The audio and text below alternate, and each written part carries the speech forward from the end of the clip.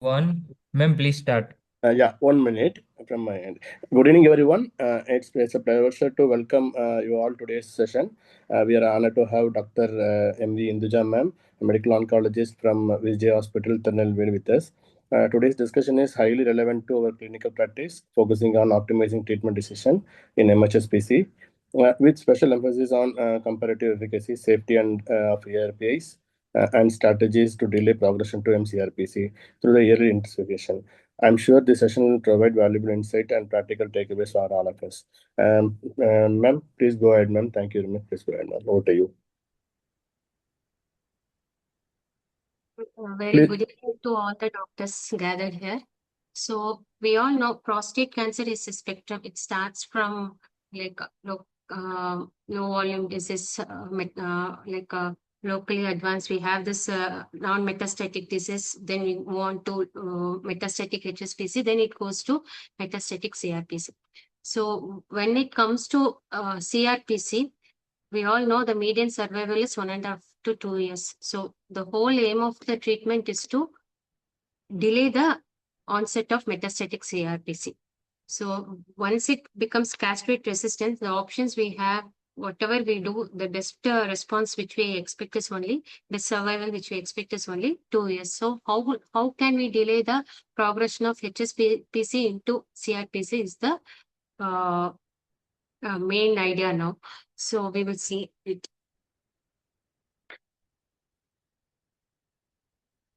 So till now, there were like many urologists and almost some oncologists also had the practice of only doing castration and leaving the patient as such. So either it's medical castration or surgical castration and keeping the patient on follow-up.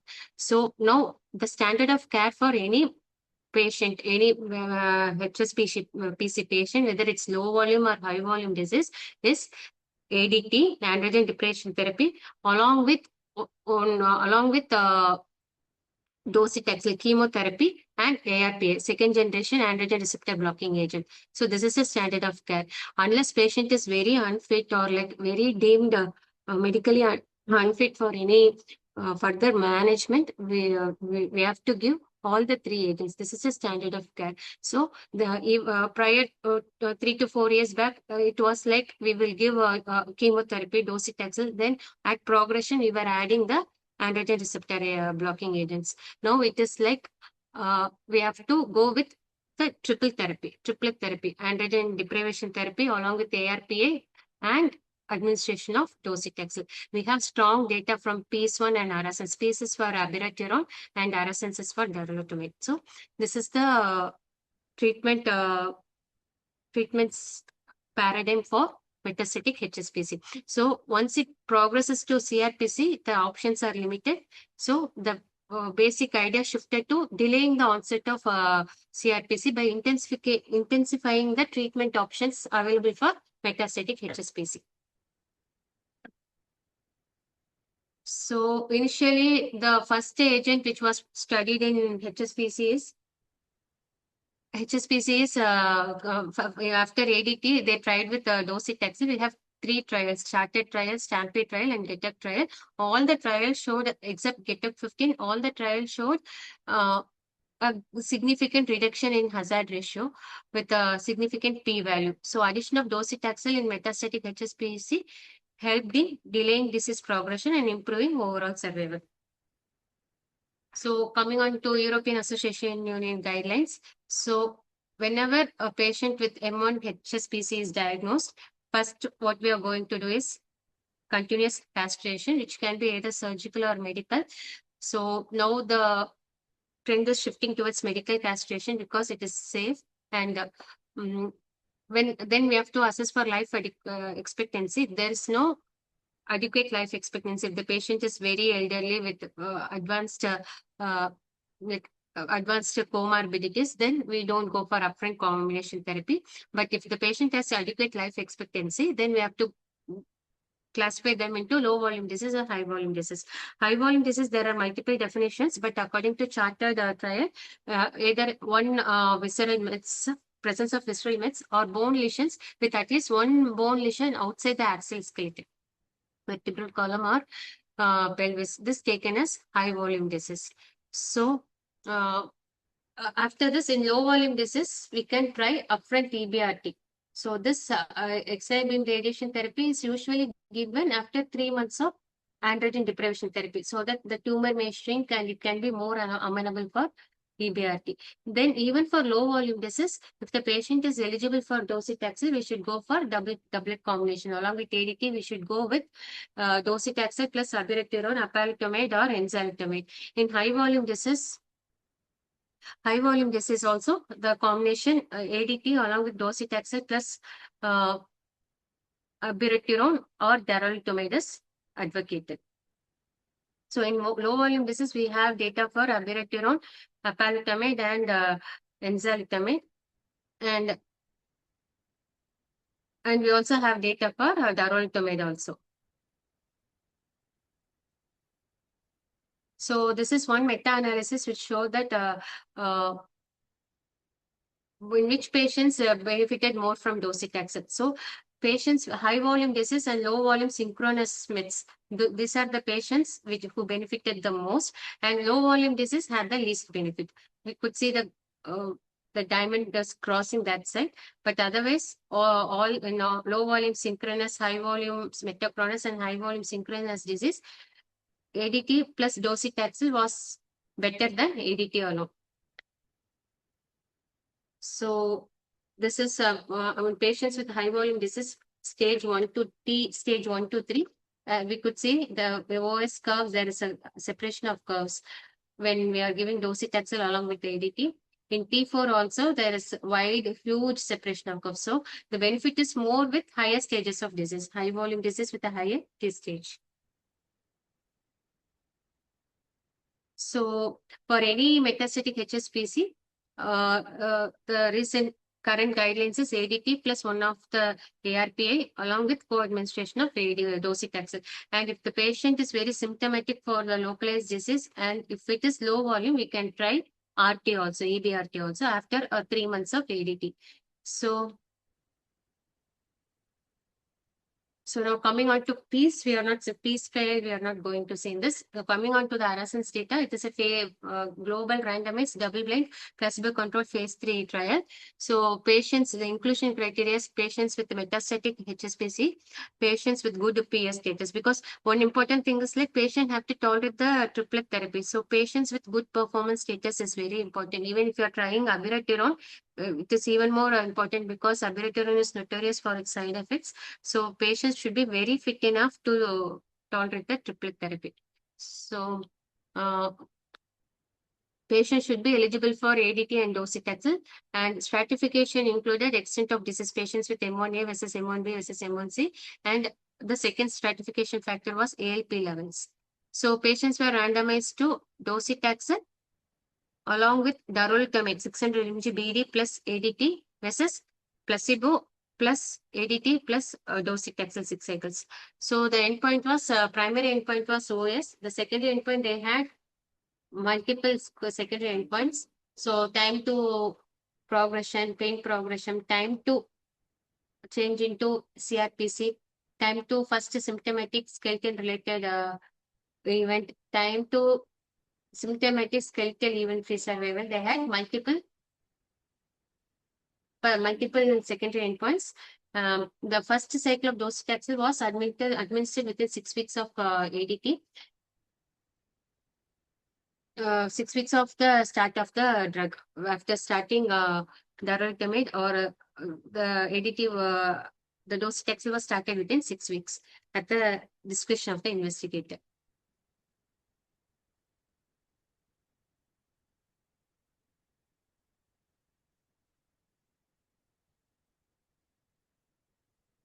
So PEACE-1 was not prospectively designed to investigate the combination of abiraterone and prednisolone plus ADT with docetaxel. The thing is like it included de novo M1. It didn't include recurrent metastatic disease or prior chemotherapy disease. And so it is a 2x3 factorial design that was conducted only in EU. So it was not priorly the study design was different. So they had arm A, arm B, arm C, arm A, arm B, arm C, arm D. So the randomization was 1:1:1:1. Arm A was standard of care. Arm A was standard of care. Arm C was standard of care plus radiotherapy. Now coming on to the second group, Arm B was standard of care plus abiraterone plus prednisolone. Arm D was standard of care plus abiraterone plus prednisolone. The standard of care at that time was based on the charted and other trial. It was ADT or ADT plus docetaxel. So the stratification included docetaxel, yes or no. So it was not prospectively designed to check the benefit of the triplet. So it was only an exploratory endpoint. So this trial design is 2x2 factorial design. The stratification include high volume, low volume disease, and stratification include ECOG 0 versus 1 and 2, type of castration method, whether patient received docetaxel, and metastatic disease, whether it was only lymph node mets or bone mets or visceral mets. And patient should have been within 3 months of ADT prior to randomization, and no prior cytotoxic chemotherapy or biological therapy was addressed. So it was only for de novo M1 disease, and prior chemotherapy and was avoided. And the endpoint was RPFS, radiological progression-free survival, and overall survival.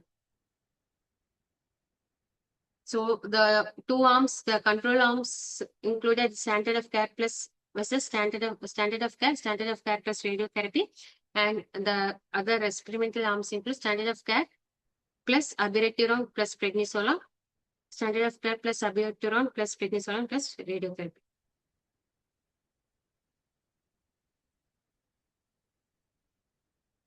So only from 2015, docetaxel was added. So the randomization started 2013, but nearly for 273 patients, it was ADT alone.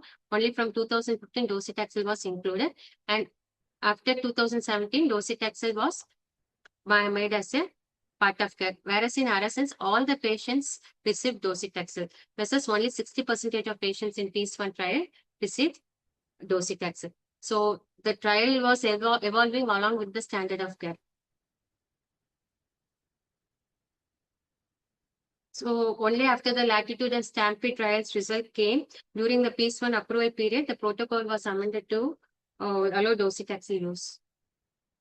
So darolutamide is the only androgen receptor blocking agent, second generation agent, prospectively tested and proven in combination with docetaxel to prolong survival and delay disease and pain progression for patients with de novo and recurrent metastatic HSPC. So in PEACE-1, it was only de novo. In Arasens, it was de novo and recurrent. Primary endpoint was OS in Arasens and OS and recurrent radiological progression-free survival in PEACE-1. So stratification factors we saw prior. So it's a pre-planned analysis that is important. In Arasens, it is a pre-planned analysis. 100% of all the patients received ADT plus docetaxel. The standard of care arm received ADT plus docetaxel. Whereas in PEACE-1, only 60% of patients received the standard of care because the SOC evolved. The Stampede and Latitude trials results were out during the period of approval. And exclusion criteria.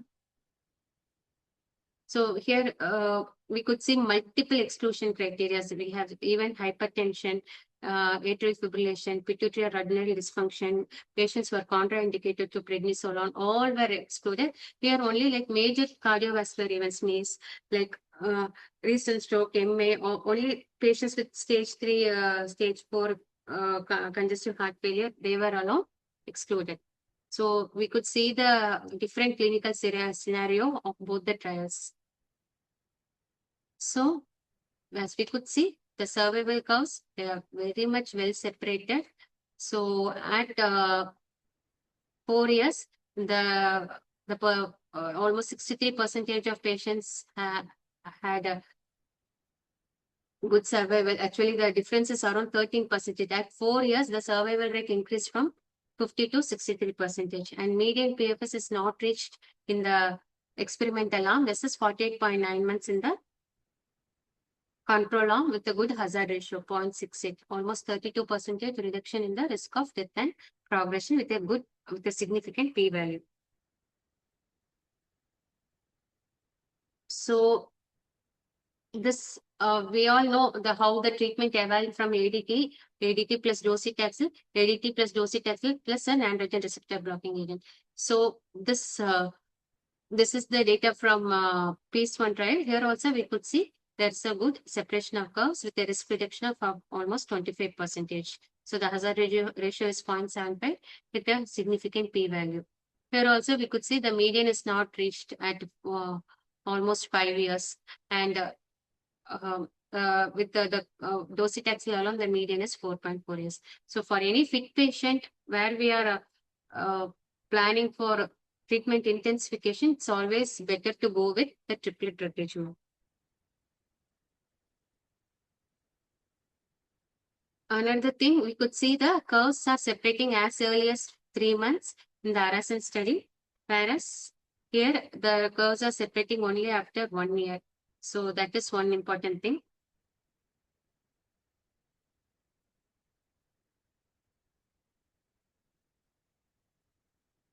So the next thing what we have to see is whenever we are giving a drug, first thing we have to see is the improvement in overall survival. Second thing what we have to see is the quality of life, improvement in QOL. So there shouldn't be much discontinuation rates, much dose reductions, or much adverse events. So as we could see, almost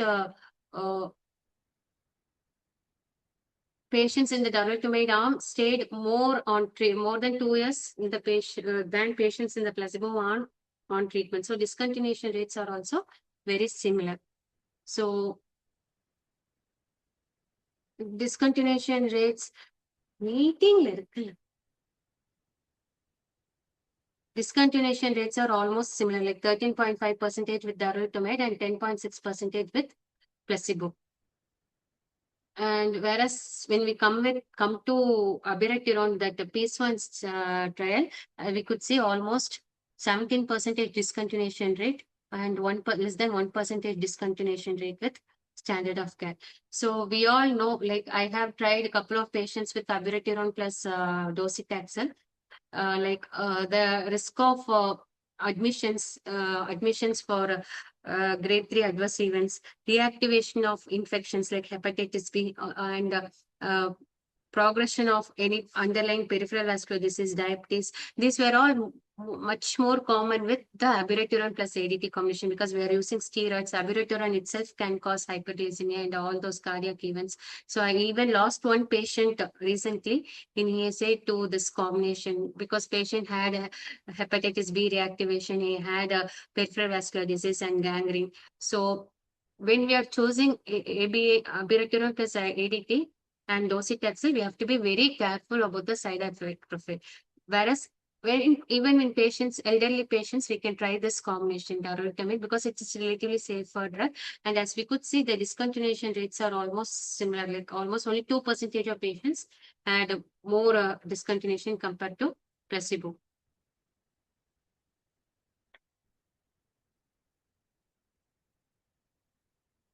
And almost 87% of patients could complete the chemotherapy, which is similar to the placebo arm. So it doesn't affect the ability of the patients to get docetaxel also. So this phase 1 trial doesn't have this data, because only 61% only 61% of the patients were taking docetaxel, and doesn't have data for the proportion of patients who completed all 6 cycles of docetaxel. And the incidence of grade 3 events were also similar. See, grade 3 events were around 38% in darolutamide arm versus 35% in the placebo arm, almost same.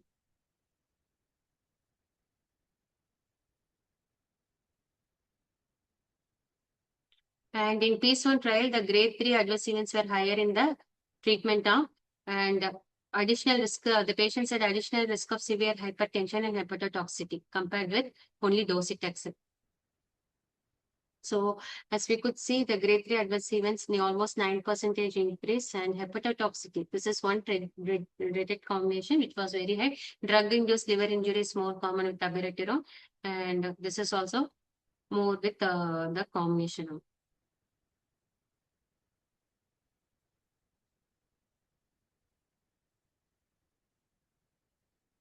So this is again a reiteration. The adverse events were similar.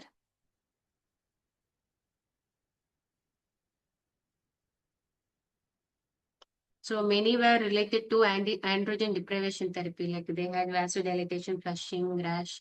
Incidence of diabetes and hyperglycemia is comparable between the two arms, which is um, very high with abiraterone. Cardiac events were also less.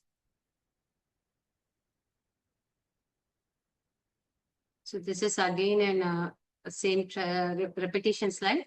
So any patient, the take-home message for today's meeting would be any metastatic HSPC fit for treatment, go with the triplet, irrespective of the timing of meds. And even more, if it is a high volume disease, go with the triplet agent.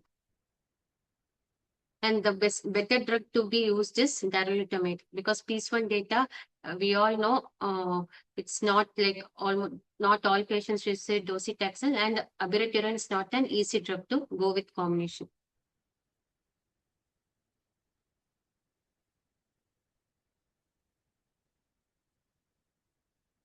So this was one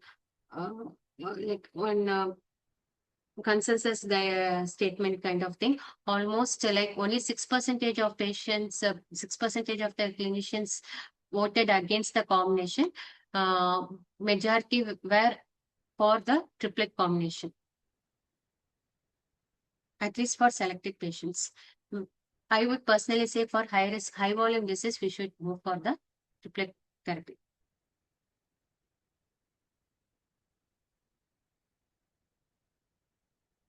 So in low volume disease also, or at least for if it is synchronous disease, we should go for synchronous. There are multiple sites of disease, but that doesn't fit into high volume disease. Even for low volume disease, we should go for triplet combination. If it is metachronous disease, maybe we can wait for the combination. Safety considerations is like when only if you are giving with a androgen receptor blocking agent, we need not, we can look only for side effects of the drug androgen receptor blocking agent. If it is abiraterone, we have to go for LFTs, hypokalemia, hypertension, edema, and the pill burden, other cognitive events, cardiovascular risk, and bone health.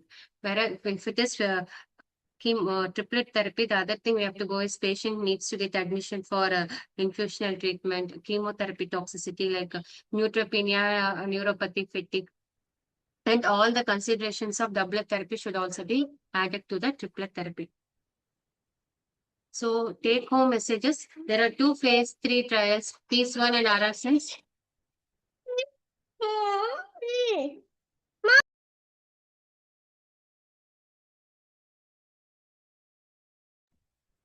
Thank you, Doctor.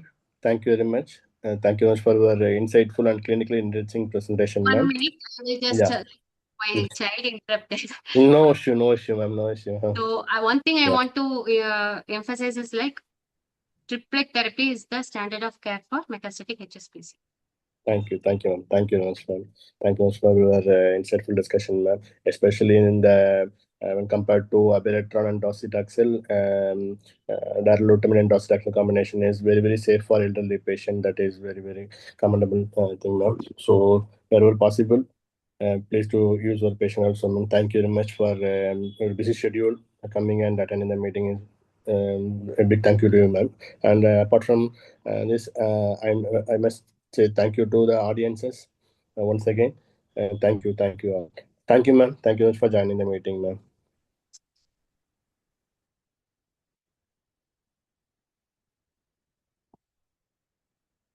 I hope there is no questions from the audience side, ma'am. We can close the meeting, ma'am.